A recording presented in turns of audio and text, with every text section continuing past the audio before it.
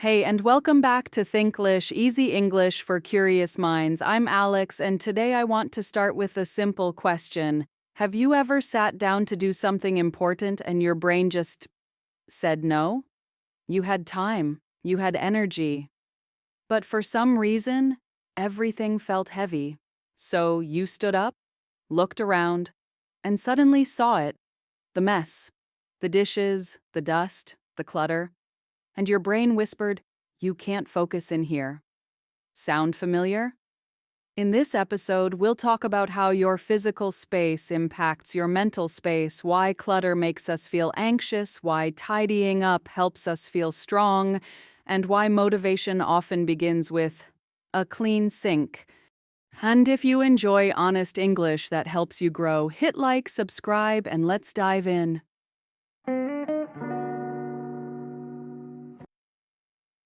The silent noise around us. Let's start with something most of us ignore. Mess is not neutral. It's not just sitting there, it's speaking to you. When your brain sees clutter, it often feels like 1,000 little open tabs, unfinished tasks, delayed decisions, emotional weight. And it's not just about visual noise. That pile of clothes might remind you that you haven't done laundry in days. That dusty bookshelf might carry guilt for all the books you should have read. That messy drawer might make you feel like your life is out of order. Even if you don't realize it, mess is stealing mental bandwidth, and you wonder why you're so tired all the time. Your nervous system notices everything. Here's the science. Your body and your brain are always scanning for safety.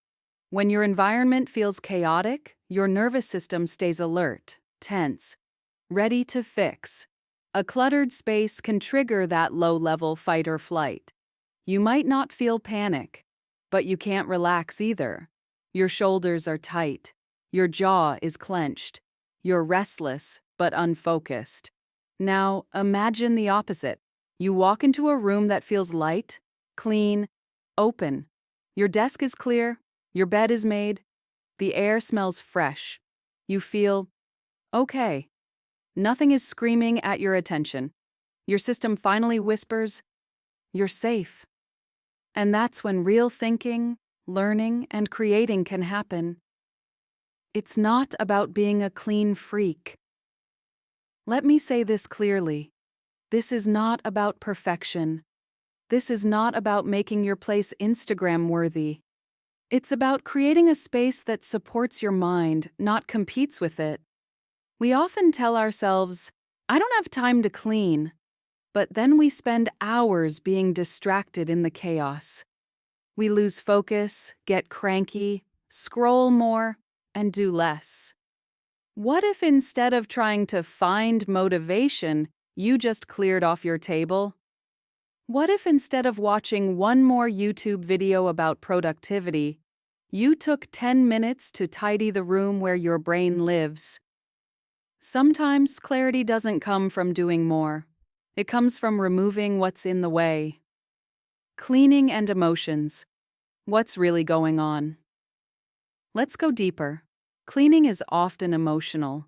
That's why we avoid it. It's not just dust. It's memories. It's pressure. It's shame. That old sweater you never wear? Maybe it reminds you of someone. That broken item you keep saying you'll fix? Maybe it reminds you of when you felt more hopeful. That box in the closet? Maybe it holds more than just stuff, so when you clean, you're not just moving objects, you're also moving through feelings. You're facing choices, you're saying, "I'm ready to let this go." That's powerful, and sometimes painful, but it's also freeing. Small spaces, big shifts. You don't need to clean your whole house. Start with one thing, one corner, one drawer. Make your bed, clear your desk, light a candle, take the trash out, open a window. Notice what happens next. You breathe easier, you stand taller, you stop scrolling.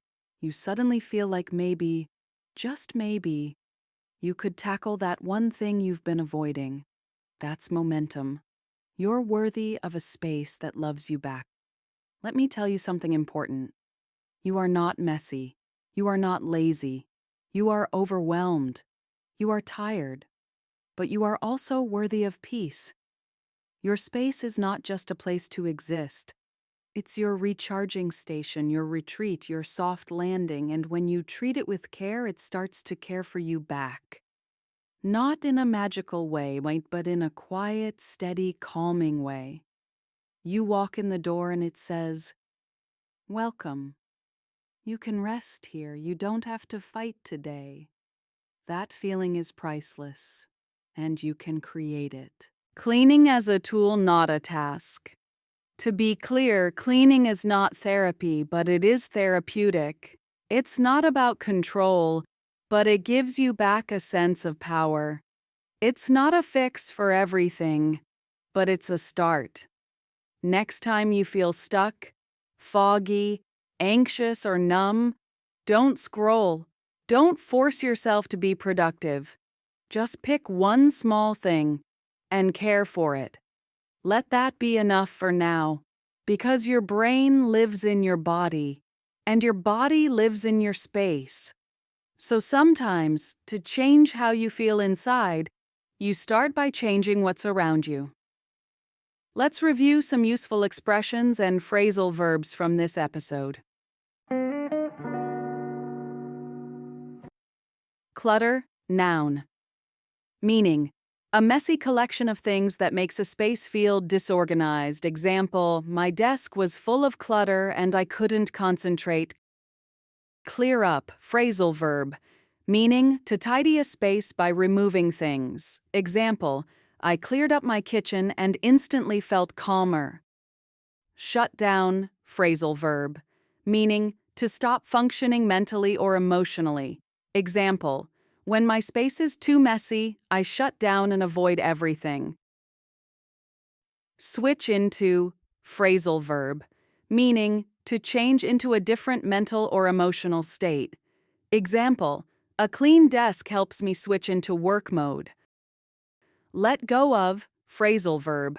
Meaning, to stop holding on to stress or guilt. Example, cleaning helps me let go of yesterday's energy. Catch up, phrasal verb. Meaning, to reach the same level again after falling behind. Example, I started cleaning and my motivation slowly caught up. Get through, phrasal verb.